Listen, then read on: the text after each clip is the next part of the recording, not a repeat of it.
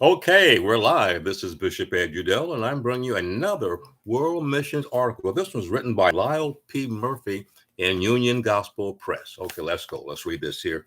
Yeah, and let's see what we can get out of this.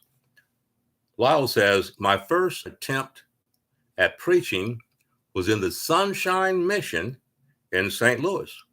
We arrived early enough to look the rescue mission over closely. There was a large portrait of Edward A. Daddy Card, the founder. My pastor explained that Daddy Card had been saved in the Pacific Garden Mission in Chicago.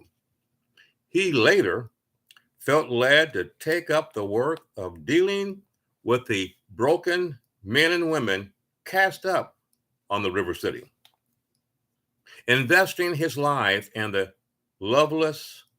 Card grew in Christ likeness. Some called him "Oh Glory Face," for he closed every prayer with the words, "That will be glory for me." Charles Gabriel, the great songwriter, dedicated the hymn, "Oh, that will be glory," to Daddy Card.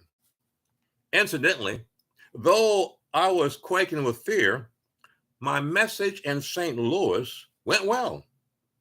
One man, a Jew named Solomon, was saved. After my visit to the Sunshine Mission, I could hardly wait to visit the famous Pacific Garden Mission. I arrived in Chicago and found the mission abuzz with great numbers of people coming and going.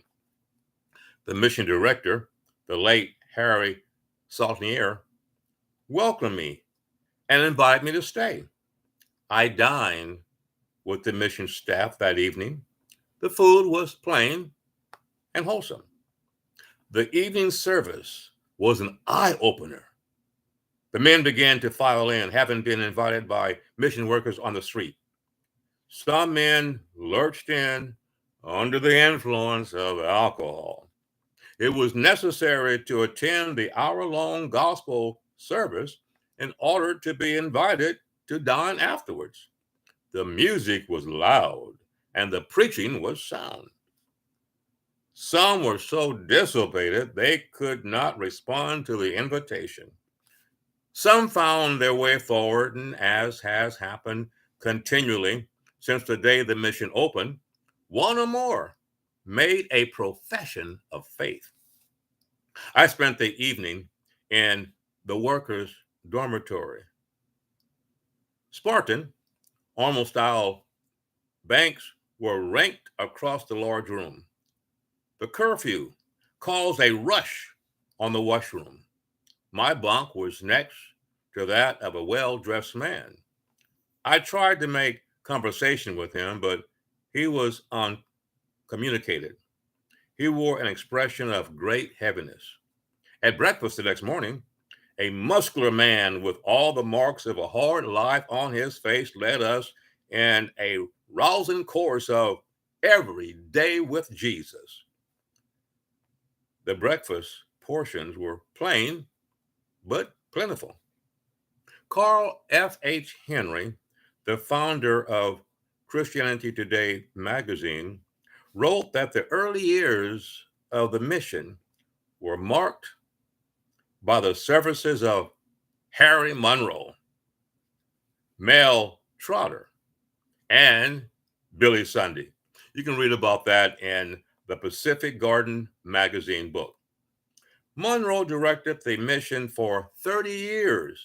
He led Trotter and Sunday to the Lord. Mel Trotter was a hopeless alcoholic whose wife had given up on him. On his way to the Chicago River to end his ill spent life, Mel was saved. His wife then took him back and tried to proclaim, "As for me and my house, we will serve the Lord." That verse is from Joshua chapter 24, verse 15. Trotter served 6 years as director and during his life helped to supervise 67 other rescue missions. Billy Sunday, the famous baseball player and a leading American evangelist, did not join the mission staff, but it was a lifelong love for him. In his public ministry, Sunday led multitudes to faith in Jesus Christ. You see what investing in a mission can do? Some drunk, somebody on crack, or somebody just despondent, or in some of the women dormitory missions, it could be a woman that's been abused by men almost all of her life. I met one of those women in San Francisco at a church. Someone asked me if I knew who she was. I said, no. Well, he did. He said, he pointed towards a high rise. He said, that woman used to live up there. She had a great job, drove a Jaguar, had money, but someone got her hooked on crack cocaine. And that's all she wanted. She wouldn't go to work. She lost her car. She lost all she had. She lost her apartment. And she had to turn tricks for men to get money to buy a little bit more crack cocaine.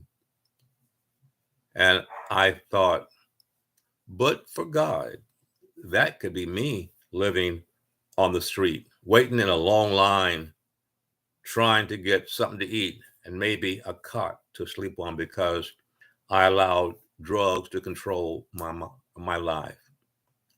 If you know of any individual controlled by alcohol or any other drug, not only pray for them, try to get into a conversation, and you'll see that that person you think is disheveled, not clean, that person at one time may have had a great job, a great family, but the crack cocaine or some other drug or alcohol took them down and they lost everything.